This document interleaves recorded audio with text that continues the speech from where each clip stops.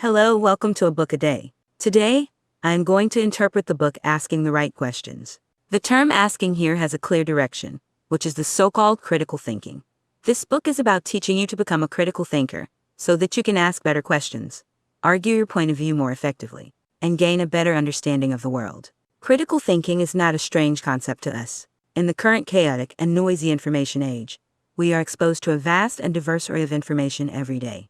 Various media outlets constantly push headlines, while our elders in WeChat groups occasionally forward some must-read and shocking health articles. On the internet, all kinds of expert advice keep emerging. Faced with this information overload, who do you believe? Who do you question? Is their evidence credible? Is there only one conclusion to the issue at hand?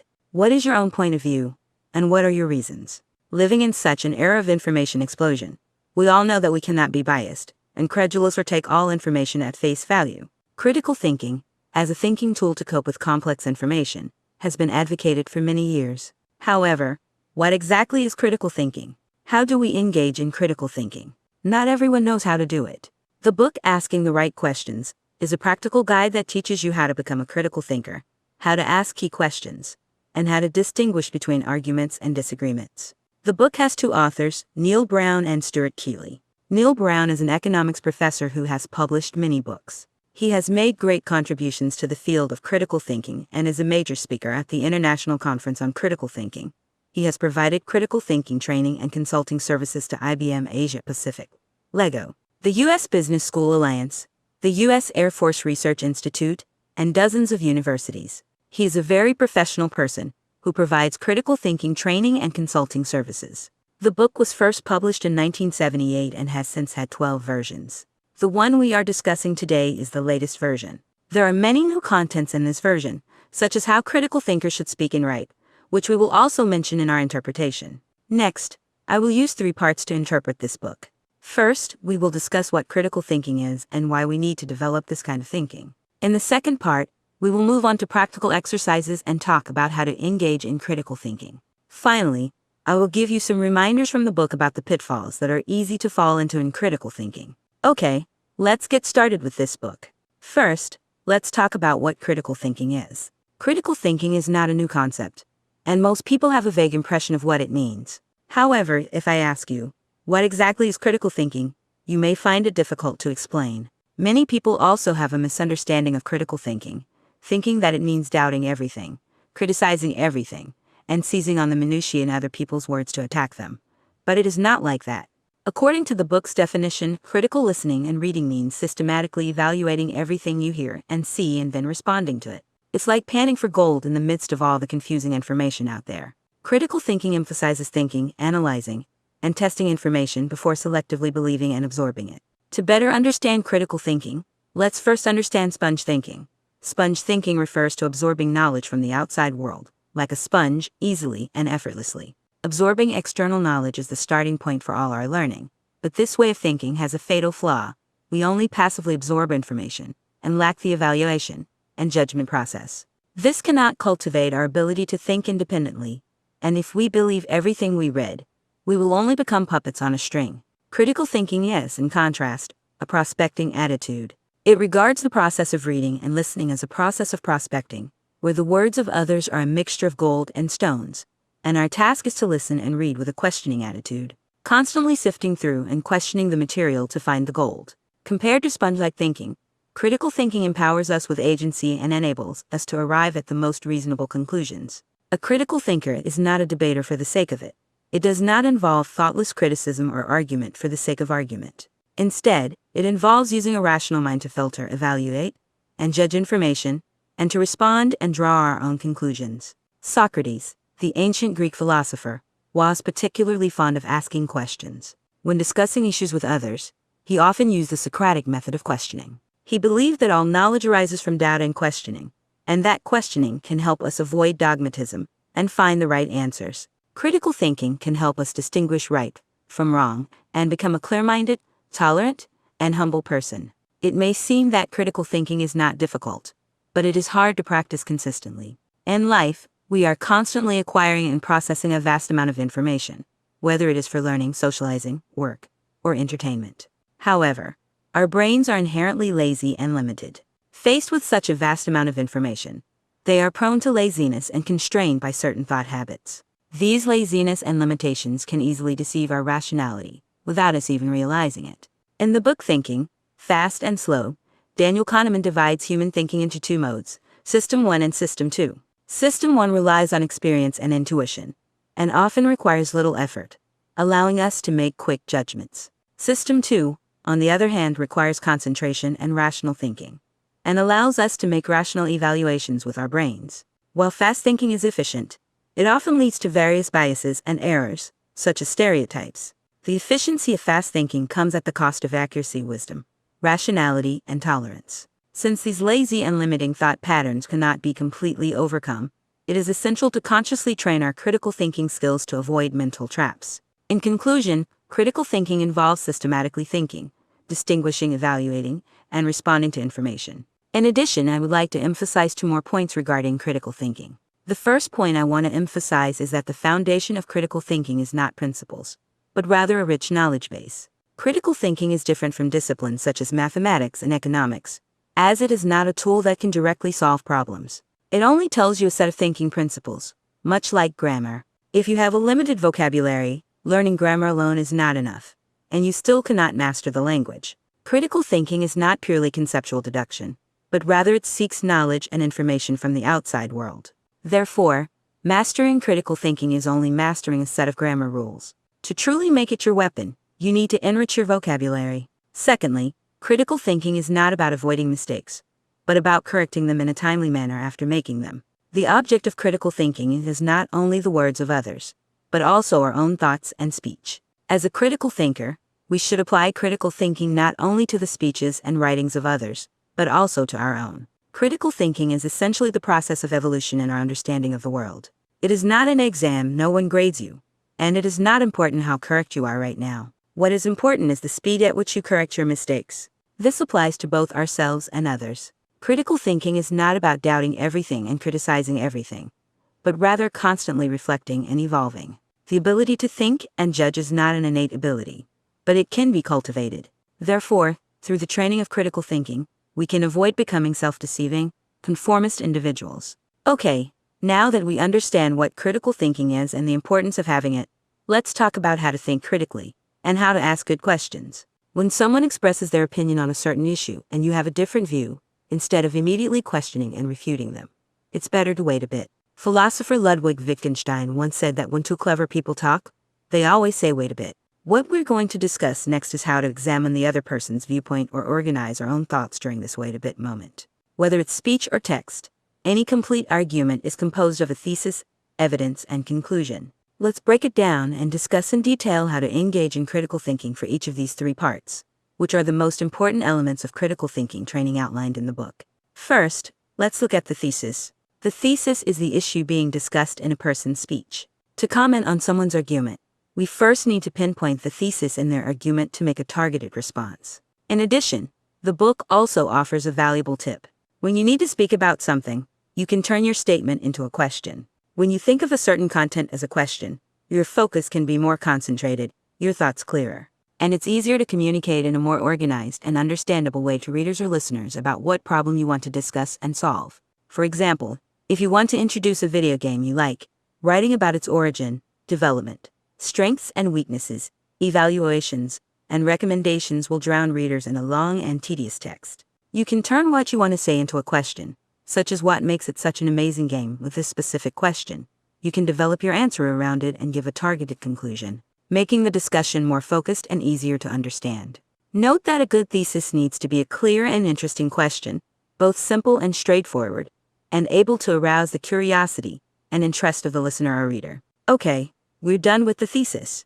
Now we need to move on to the most important part, the evidence. We all know that evidence includes reasons and proof, with proof supporting reasons. However, what we often overlook is that argumentation also includes something that is not explicitly stated, which is called assumptions. What does assumption mean? Assumption is the belief that the speaker considers self-evident but doesn't explicitly state in their argument, which is the link that connects the reasons and the conclusion. This may sound a bit abstract, so let's imagine a scenario. A person says that the government should ban the production and sale of cigarettes because smoking damages health.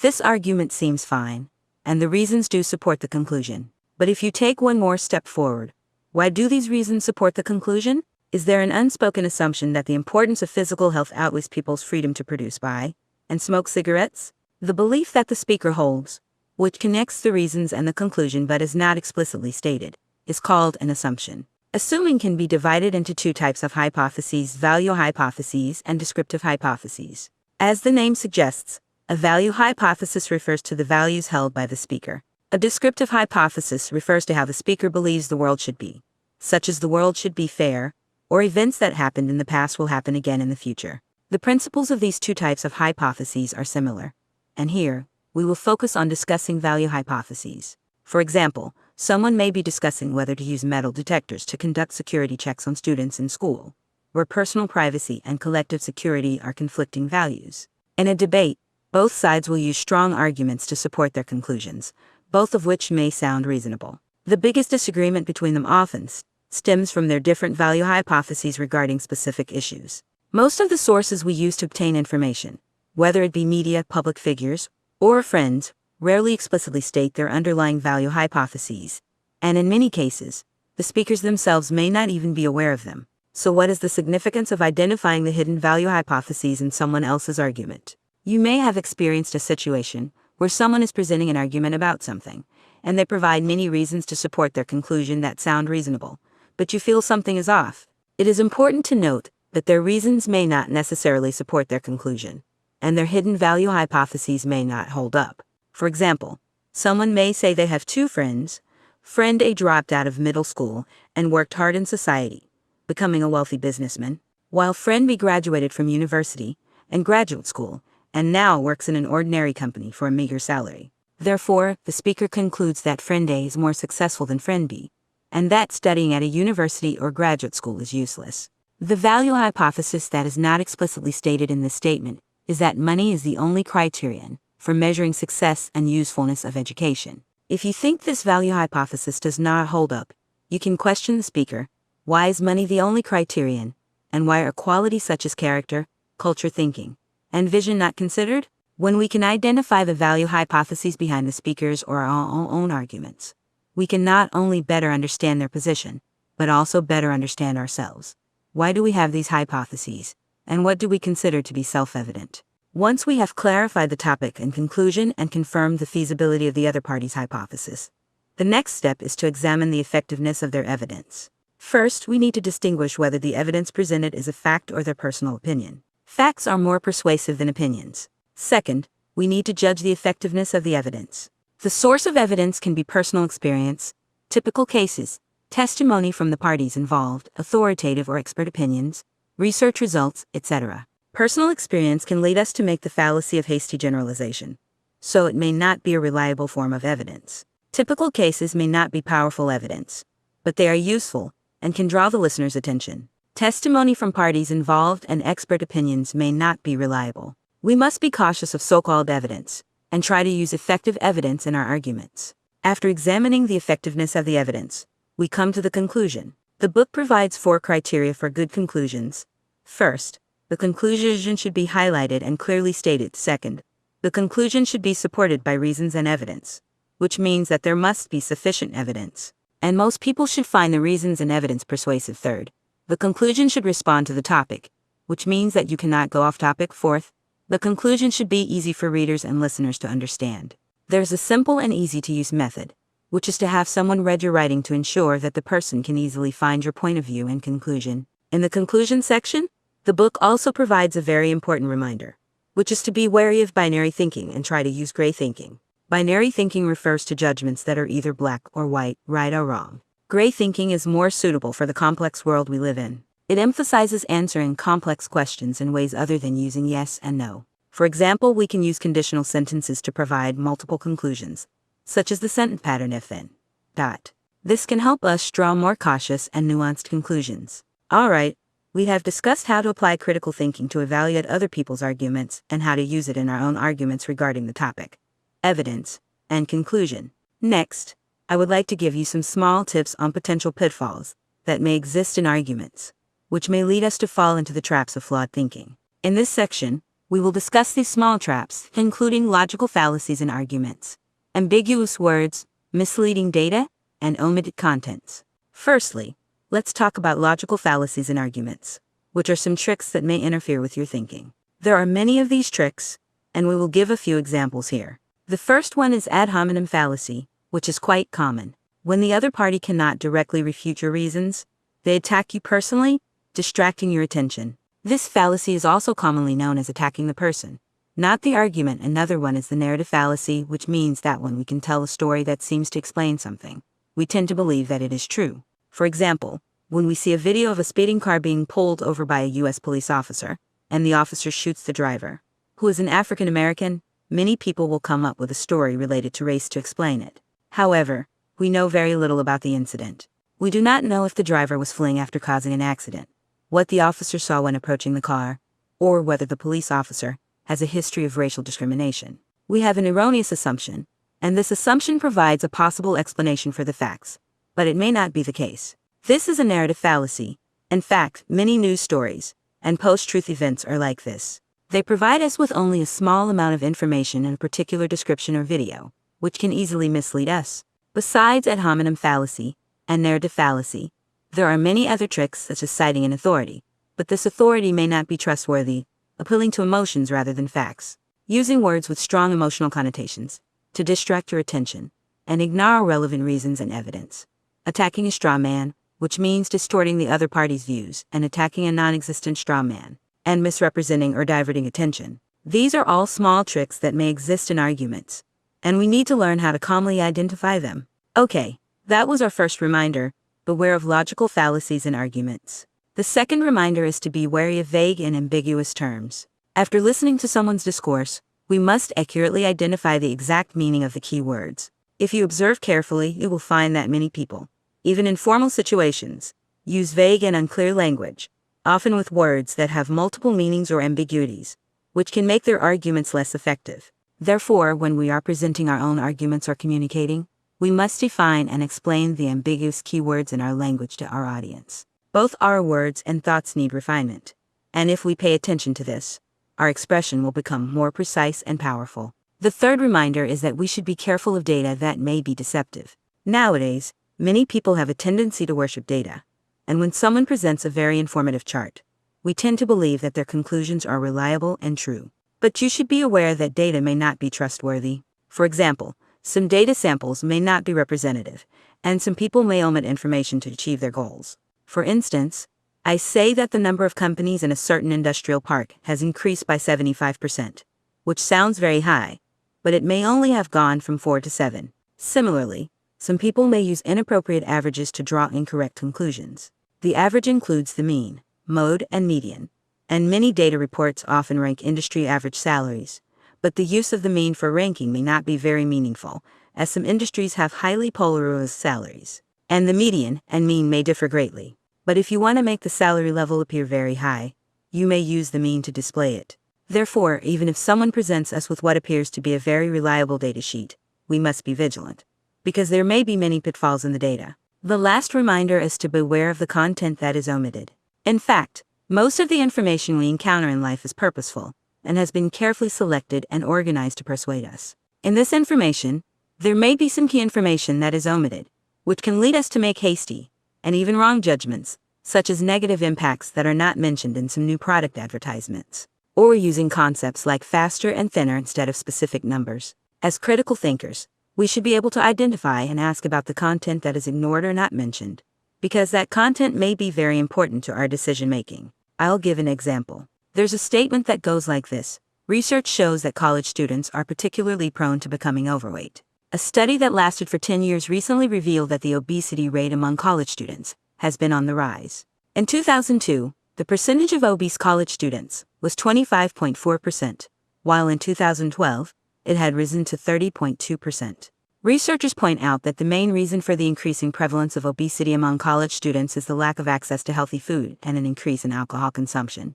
At first glance, this passage may seem fine, but have any important pieces of information been omitted? For example, are there other factors that could lead to college students gaining weight, such as socioeconomic trends or life stress? What sets college students apart from other social groups that may make them more prone to becoming overweight? Have these research results been found in other studies? How were the study participants selected? What is the representativeness of the sample of people who voluntarily participated in the study? The information that has been left out may be crucial, and it could potentially undermine the conclusion of this study. When faced with information provided by others, we need to be attentive to identifying and inquiring about the information that has been omitted. This is also useful for organizing our own arguments. When organizing our own arguments, we can first list the arguments that support and refute our stance. This can help us get a general idea of the content that a compelling and strong argument may need to include, which can deepen our understanding of opposing views and help us prepare adequately and refine our own arguments. So, these are the 4 reminders. Beware of logical fallacies in arguments. Watch out for vague language. Be cautious of potentially misleading data. And be mindful of information that has been omitted. I hope these 4 reminders can help you avoid some common pitfalls in thinking. Here's the core content of the book. The Art of Asking Questions has been interpreted for you. Let's start with a simple summary. First of all, critical thinking is not about doubting everything and criticizing everything, but about thinking and evaluating everything we hear and see, and responding accordingly. Secondly, the foundation of critical thinking is not principles, but rich knowledge. Finally, critical thinking can be applied not only to criticizing the statements of others, but also to our own speech and writing. In the practical application process, whether we are examining the discourse of others or organizing our own views, we must first identify the topic before we can make a targeted response. Next, we need to find the reasons and conclusions in the discourse, identify the assumptions behind them, and judge whether these assumptions are reasonable. At the conclusion, we need to ensure that the conclusion is clear and can be reached, and we can use conditional sentences to avoid binary, black and white conclusions. In addition, I have 4 reminders. Beware of logical fallacies in arguments.